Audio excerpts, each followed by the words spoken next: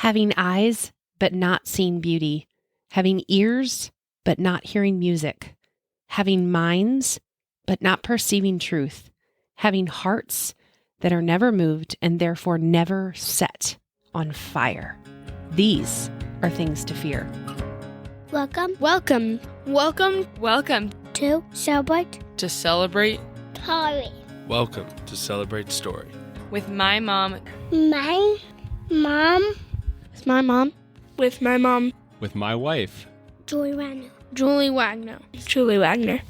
Julie Wagner. It was right after Christmas. I was doing my brand new paint by number kit. It had to be one of the most fun artistic toys I've ever gotten for Christmas. I typically pick up some small artsy hobby after Christmas. I'm usually craving a space to be creative after all the hustle and bustle of the holidays. So I was sitting at my podcast / creativity table and was doing this paint by number Vincent van Gogh Starry Night kit and working on it. And I really enjoyed it. It was the first time I ever did a paint by number that big. And you just fill in all these teeny tiny spaces of it. Seems like it must be 1,000 different little spaces that are like 22 different colors. And if you just follow, each of your paint by number sections, then you can recreate your own masterpiece. And so I had a lot of fun doing this. It was kind of a relaxing, meditative experience. And then my kids were piling in and out on my bed behind me and watching a time-lapse video of two men building a house out of all natural materials they find in the wilderness. So it was very relaxing, very peaceful, very just the perfect vibe for me post-Christmas busyness. And so I'm painting and, I'm like kind of getting a little obsessed about some of the little teeny tiny spaces that it didn't quite go right. And I'm realizing that like if I step back from this, canvas, you can't even see those tiny little pieces, but I can start to see the tree take shape and like the swirling stars take shape. I'm like, wow, what a great metaphor of like when you look really close, you can see all these imperfections, but together all the pieces, if you just keep going, those tiny little imperfections do not matter. But if you stand back, you really can see the bigger picture. And I loved this. I was like, this to me is like the metaphor of puzzles and relationships. I've been working and playing with this metaphor of relationships are like puzzles, and that when I connect with someone else or when anyone connects with another person, they together hold a view of things that they cannot hold on their own. It's like together it's a 2-person puzzle or a 10-person puzzle, or by the beauty of team, 1,000-piece puzzle. And that like everybody's piece matters, because there is anything worse than like doing 1,000-piece puzzle and not getting that last piece. And every piece is so significant when interlocked with the pieces around it. And together you can see something that you cannot see by yourself. And I loved this. I loved thinking about relationships and puzzles and like all the tiny pieces, how they come together to make something beautiful. Well, I just enjoyed thinking through this, and I was listening to also podcasts on Vincent van Gogh. I mean, this is totally how this homeschool mother loves to have a good time, is to do some art and to listen to information about that art. This is how I roll. And of course I should rewind a little bit, because the original inspiration was Steve and I and some good friends of ours went to the Vincent van Gogh experience right before Christmas. It was beautiful. It was it was truly immersive in his art. And so that was kind of one of the seeds for the inspiration. So anyways, I'm listening to 2 different podcasts, and one podcast, it was very informational, very almost pitied Vincent van Gogh's life, of what a tragedy it was, and kind of concluded that his life was such a tragedy and a lack of success, because clearly they were defining success economically. Poor Vincent van Gogh, he'd only made a few $100s on his art in his lifetime, had 3 failed attempts at romance, and now his paintings sell for millions. What a tragedy. And of course I see that perspective. That's one piece of the puzzle, right? One perspective. But then I listened to another podcast that had Carol Berry as a guest. And she had taken a class by Henry Nouwen. And Henry Nouwen had done an entire class on looking at Vincent van Gogh as a saint and a leader in compassion and solidarity with those suffering. And so it was this that just completely opened my eyes, because here, this one podcast is looking at it as, oh, what a pitiful failure. And the other podcast is like, wow, what a saint, and all that we can learn by the life of compassion that he lived. And I just loved hearing the different perspectives. And it reminded me of this puzzle metaphor. We all have a different piece to tell this larger story. Well, I, at that point, was going head in to just a rabbit trail of research on Vincent van Gogh, because I wanted to get more perspectives and more information. And the most captivating story for me was his work that he was hired by the Belgium Evangelical Association to go and be a minister to those that needed to hear the gospel in the mines. And what was interesting is this was actually an attempt because he wanted to go to school to learn to be a minister, but he was very uninspired with learning the languages, the older languages. He had no interest in that. He just wanted to be with people. And so he ended up working for this Belgium Evangelical Association. And they sent him to what their expectation was, is that he would stand behind a podium and preach this gospel, because these poor, just in the dark coal miners would just be so hungry for the gospel. Well, he very much lived a life of solidarity with those suffering. And he got deeper and deeper into their lives and living with them and understanding their lives, and literally lived a life of empathy that led him to compassion. He was known for going into the coal mines with the workers, and, they hardly ever saw the light of day, and their working conditions were so poor that it led to very poor health for many of them. And they were paid so poorly, many of them were quite hungry. So no medical care, terrible working conditions, and just truly desperate and destitute. And he became an advocate to talk to the coal mine owners to get them better working conditions. And he became a voice of peace, because the coal miners were starting to organize and were going to set the coal mines on fire. And he was the only one that they would listen to. And he's noted for saying that when you resort to brutality, you lose everything that is good about your humanity. And so he was the only one they would listen to. And so it was shocking to me to then see that when the Belgium Evangelical Association came and checked on him, they were appalled. They couldn't tell a difference between him and the coal miners, and they did not like this. They wanted him to kind of stay behind the pulpit, and he was getting into their lives. I mean, he was known for giving away his bed sheet to use to rip up the sheet, to wrap bandages, to bandage those that are hurting and suffering. And when people would talk to him like, you're giving away your shirt, you're giving away your bed sheet, what are you doing? And he's like, how can we not follow through and do that when the Good Samaritan did far more? So he lived a life of solidarity with the suffering and went to great lengths to be with them in that suffering. And this whole story just fascinated me, because it's like, here is a person who gave everything to suffer with. And it was such an example of empathy. And I could immediately start to see why Henry Nouwen was so fascinated with his life. And did you know, actually, Henry Nouwen, when he was buried, a symbol of his love for Vincent van Gogh and his work was covered in sunflowers. His coffin was covered in sunflowers. I thought that was just such an interesting detail.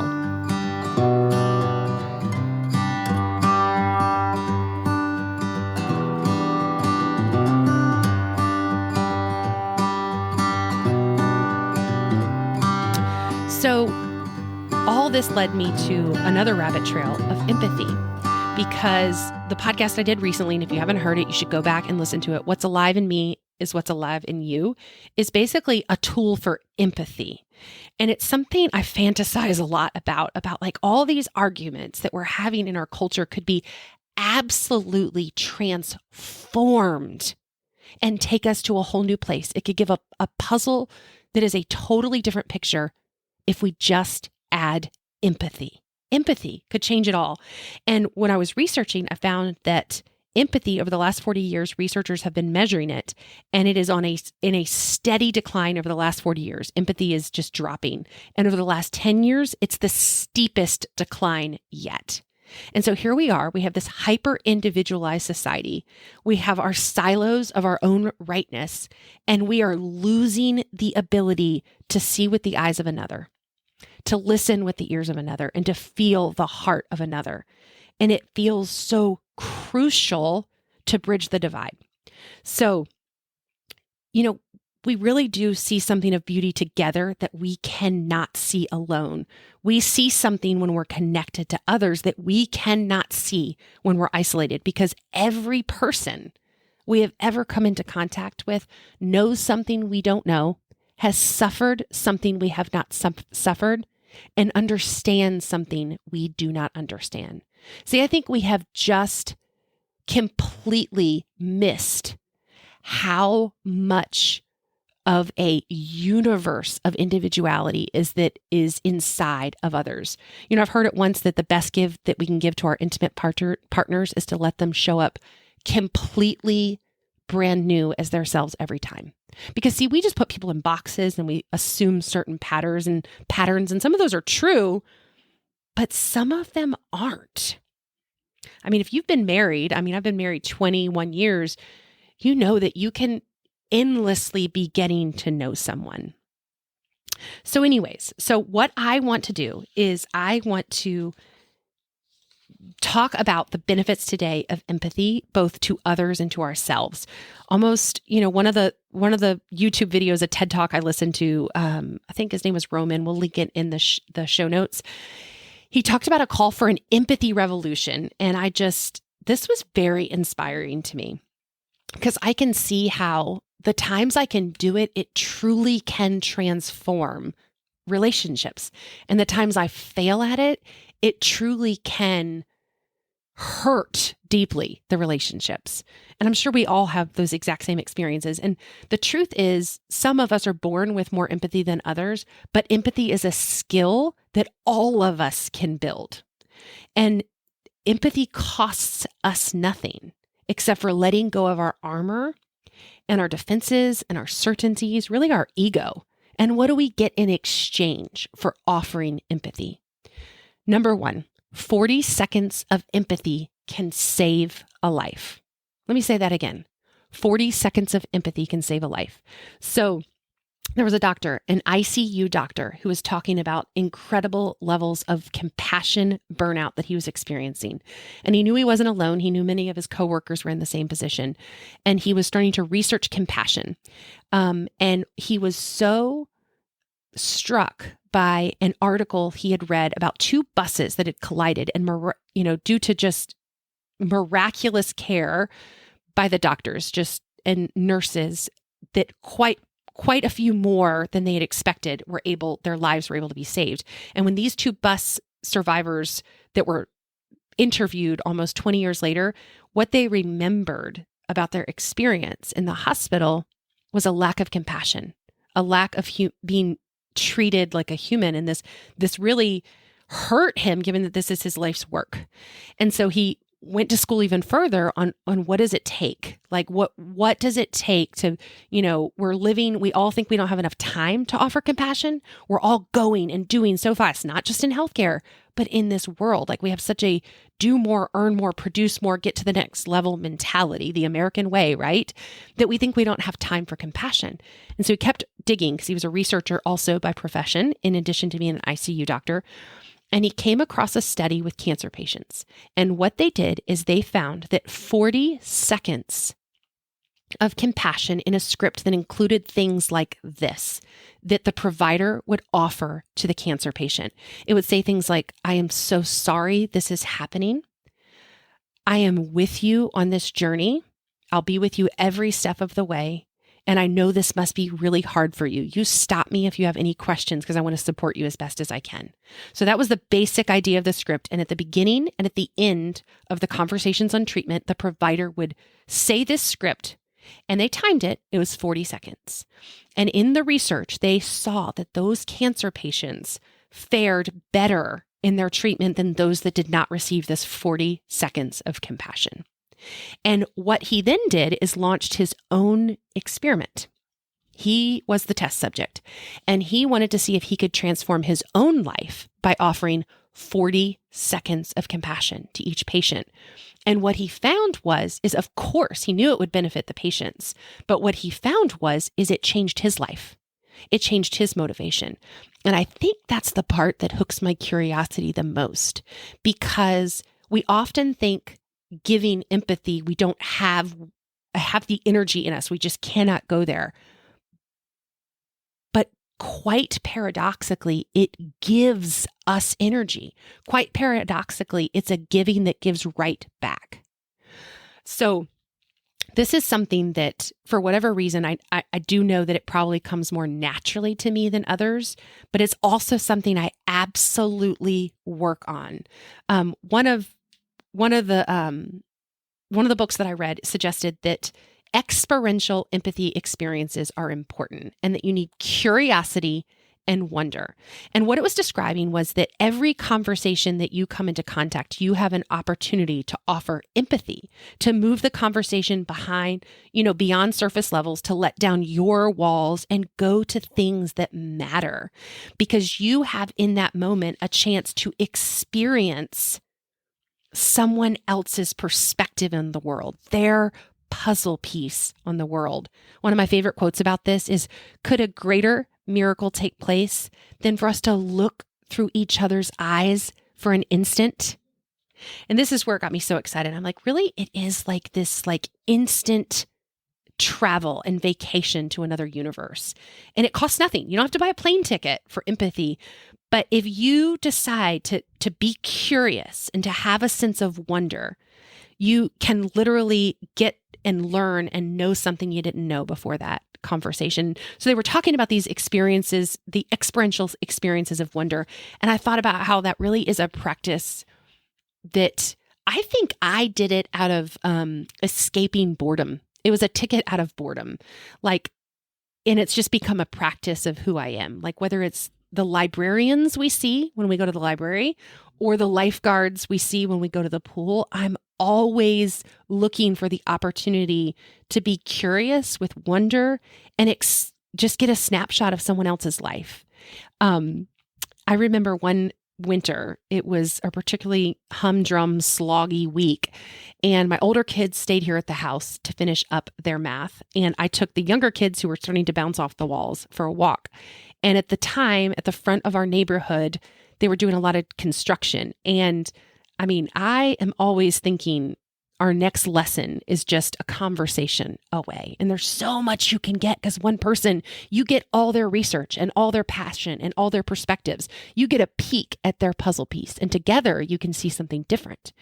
And so I was hoping, because in our old house, one time the lumber was being delivered for a fence, and we got like a 30-minute adventure just talking to this lumber delivery person and just hearing more about their life and hearing more about what they do and how it works and all the things. And I love those moments because it literally is a ticket to somewhere else inside of them. You get this peek inside of their perspective, their puzzle piece. So anyway, so we were at the front of the neighborhood and this construction was going on. And I was like, just hoping it would be like the lumber delivery situation. And sure enough, we stumbled upon a particularly open general contractor who was waiting on some people to come anyway. So he had some downtime and he ended up touring us through the entire construction site. And he was super passionate about talking about like giving the kids numbers. Like he loved numbers. And so he loved describing to them what different things cost. And I thought, well, look at this. What a tremendous math lesson. And their eyes are of course wide open because they're just like measuring how tall they are compared to the tires on some of the equipment. And it's like, these are the moments.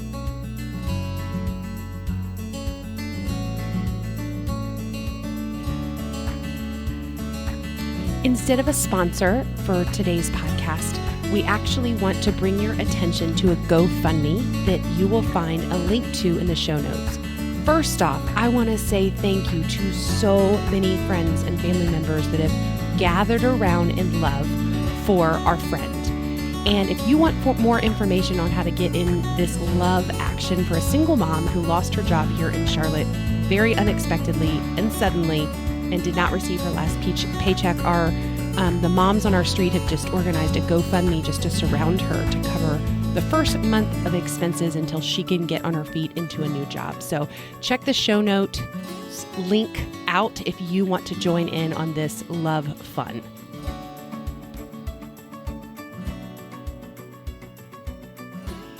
I think people see that about me and they're like, oh, she's absolutely an extrovert. But the thing is, I've always been confused about extrovert versus introvert, because to me, if someone else is open to a conversation, I'm absolutely an extrovert. If they're open for it going to a totally different place, a place of meaning, I'm an extrovert. If there's walls and there's no ability to get the conversation to a place that matters, count me an introvert. Anyways, back to sharing a little bit more about just what we get in exchange for giving up our ego and giving up our certainties, what we get when we offer empathy. So we get this experiential experience. We get to peek at somebody else's puzzle piece on this world because no one sees things the same way as we do. Another thing that really, really hooked my attention was there's a program called The Roots of Empathy. It started in Canada, and I believe there's been I think 500,000 children that have gone through this. And listen to what this program is. It's basically a baby that comes into the classroom on a regular basis. And the program started in kindergarten, but it actually built all the way up through the 8th grade. The baby comes in once a month to the classroom, and the children all sit around and observe the baby. The baby becomes the teacher. And the baby becomes the springboard of exploring empathy. So there's questions like, oh, well, why do you think the baby is frustrated right now? Like, what do you think the baby's trying to do? And wow, what can the baby do this month that the baby couldn't do last month? And oh, why do you think the baby was smiling? And this is so interesting to me too, because I've long since been fascinated with the fact that, I think my addiction to children is the fact that children have no armor. They're always open for connection. No armor. They're armorless.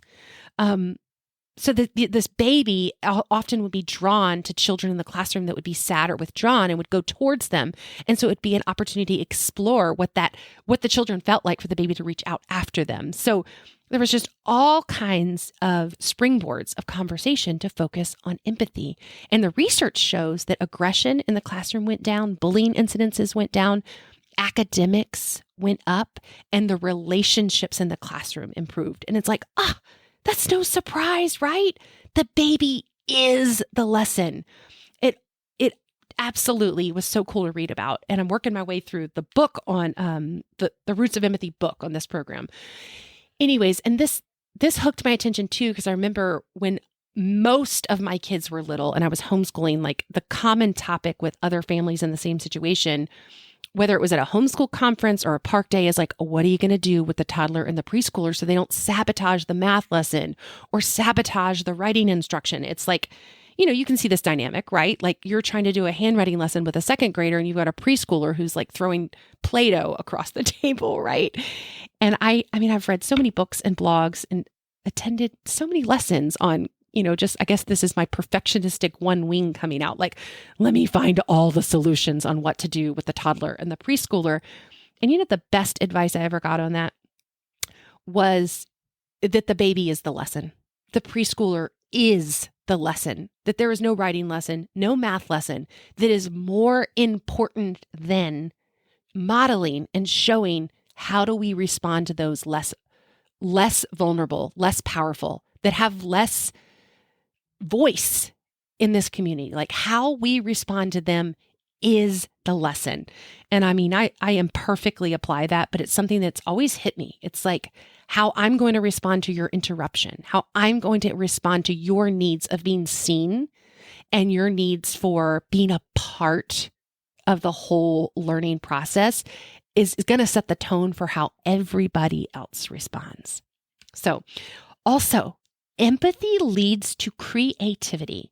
Vincent van Gogh, after that period of working in the coal mines and then being fired by the Belgium Evangelical Mission Association, he went through a period of deep depression. A lot of the information we have about this that Carol reports on in her book that she got from Henry Nouwen's notes from the class is from 900 letters he wrote to his brother Theo.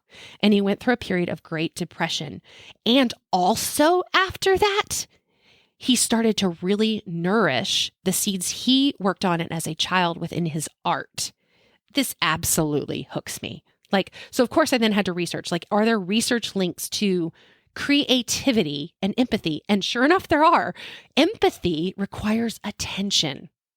And empathy and attention are so interrelated, and creativity is birthed out of that. And then I thought, isn't that fascinating? Because I was thinking about, or recently a friend of mine was talking about how she was reading that, one way to look at time is linear, but other cultures may look at time as cyclical. And that, she was referencing just cycles. And this hit home because last winter I read this book called Wintering, and I really loved the value that it placed on what's done in winter cannot be done in spring. And it drawed my attention more to even, trees, what's done in winter. If you look closely, these trees that look dead, right? There really is new life starting to be nourished. And so it only makes sense that we would be built the same way. These periods of winter in our life, that spring always comes, and that there's work being done in us in those periods of winter that'll come right out in spring. So I just love seeing those connections in both nature and the research, because I really do believe that empathy is this missing magic ingredient in our discourse, our divisive discourse today. Because I've seen how the times that I can grab a hold of it and practice it, it can transform my own relationships. And joy is hidden in empathy. Research shows that empathy connects us with others more deeply. And research also shows that the more connections we have brings joy, and it also decreases anxiety and depression.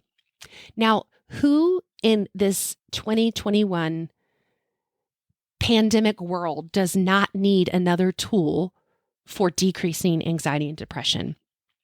It's so easy to stay in our trenches of certainty and to put up our scarecrows of, this is how I know the world to be, and I'm going to scare it away, and I'm convinced I know all the things. And there are hidden gems of joy and creativity and energy inside 40 seconds of empathy. So,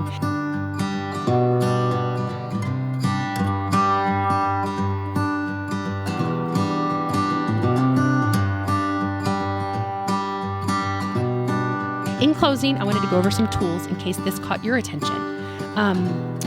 So empathy requires non-dualistic thinking.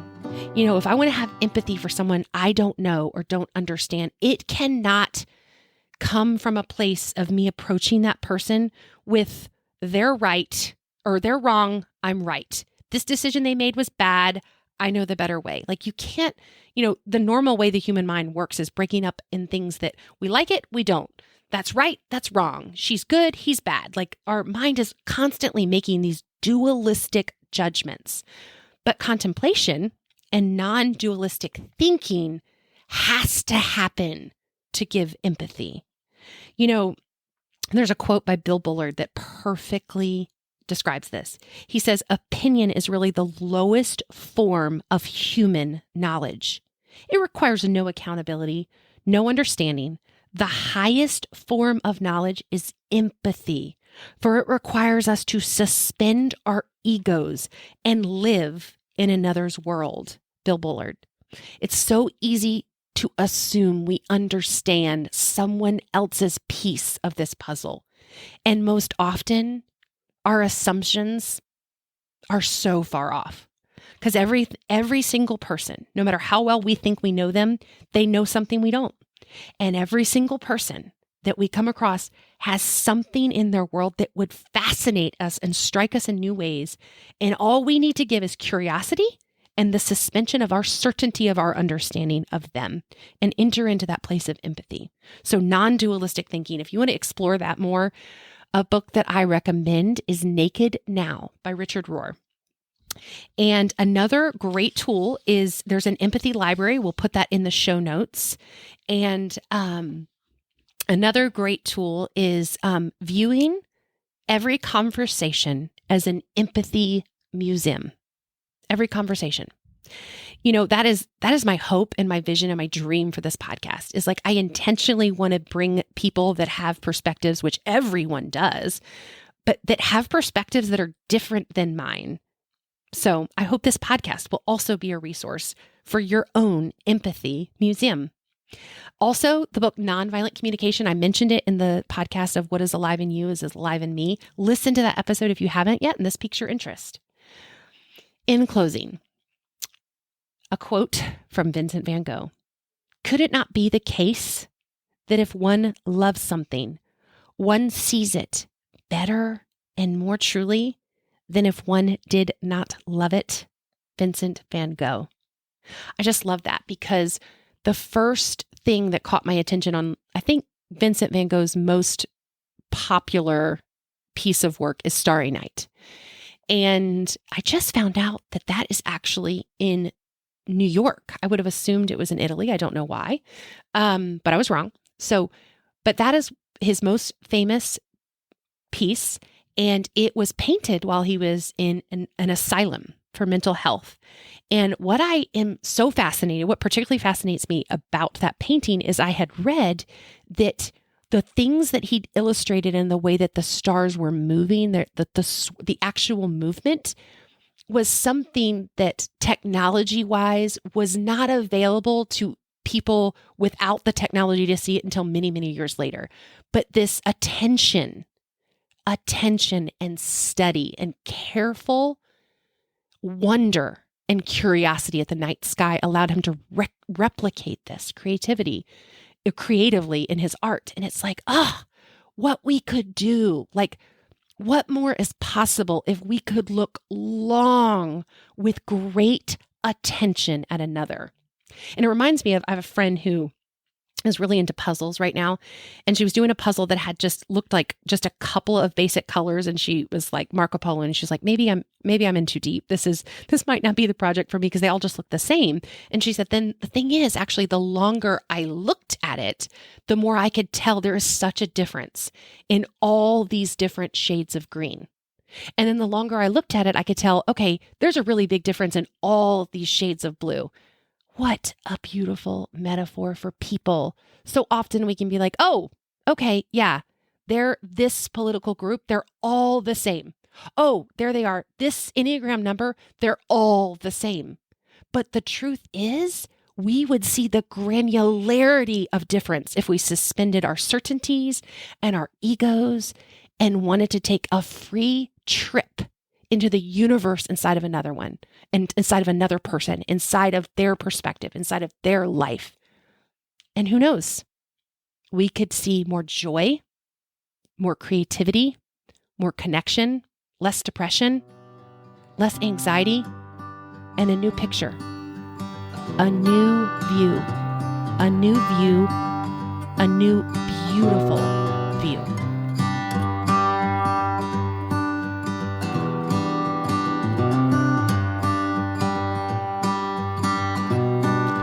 One final resource, the account Soft White Underbelly on YouTube. You can see interviews from people that you typically would not come into, I typically would not have the chance to get to know in my everyday life. So you might see an interview from a crack addict that lives on Skid Row, or you might see an interview from a pimp that lives in New York City. You might see interviews from a homeless person that is transgender. You get to the person interviewing, I think they are extremely, extremely gifted and skilled at empathic interviewing. And you get a chance to take a ticket inside the universe of another person because you get to hear their story. You get to see it through their eyes, hear through their ears.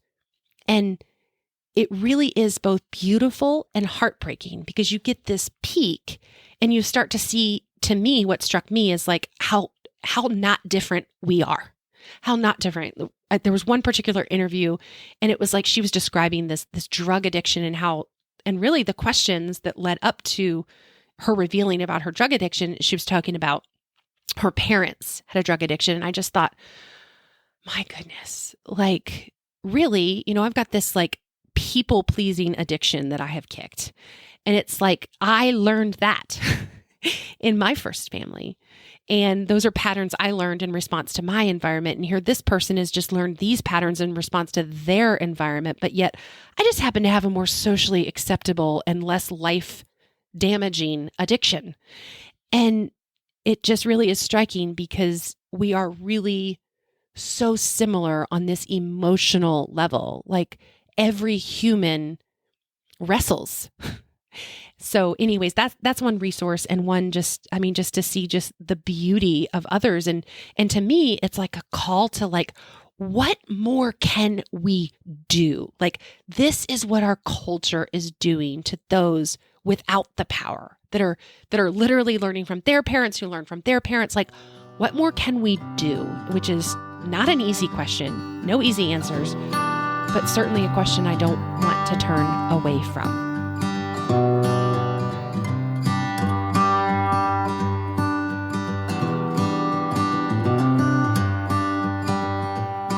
And I am going to link to an interview with Alok, a transgender person that brought me so much joy to hear their heart. Because that issue, I realized there was a conversation that came up a few weeks ago within our family, and I realized that I needed to go to school on empathy because I don't want to have opinions. I want to try to live that quote of, the Bill Bullard quote about opinion is really the lowest form of human knowledge. And it requires no accountability, no understanding, and that the highest form of knowledge is empathy. That to me is like putting love in action. Then love is not just this intellectual exercise of my opinions and my dualistic ideas and my certainties. It's like experiencing and trying to understand the life of another. And I'm going to link to Alok's interview because I was so gifted by hearing Alok's interview, because what a gift Alok gave to be open about just the experience of being a transgender person. And it was a layup given of empathy and understanding. And it got my husband and I talking, because we're like, at the time of the Bible, for Jesus to go and use women in the ministry was like so scandalous, right? Like there's so many reports of Jesus with women at the well and had women in integral places in his ministry. And, was living and working with Mary and Martha, or living in ministry and going to their home. And it's like, that was so scandalous, because I heard a quote once that at the time, the Jewish priests believed that it was better to burn scripture than to waste your time on sharing that with a woman. It's like there was such a disdain in that patriarchal culture for women and such a hatred. And yet Jesus had such a radical different approach and valued women. And I thought, who is like that today in our culture? Who is ostracized? And it's like how Jesus used women and spoke through them. And to me, I just heard so much love radiating from this podcast. So I'll link that there because I think it would be something that many of you might enjoy. You're a young spirit, an old soul with a new chance to grow. I can't start to compare your love to the size of your heart. If people saw the road you've been down, they would know.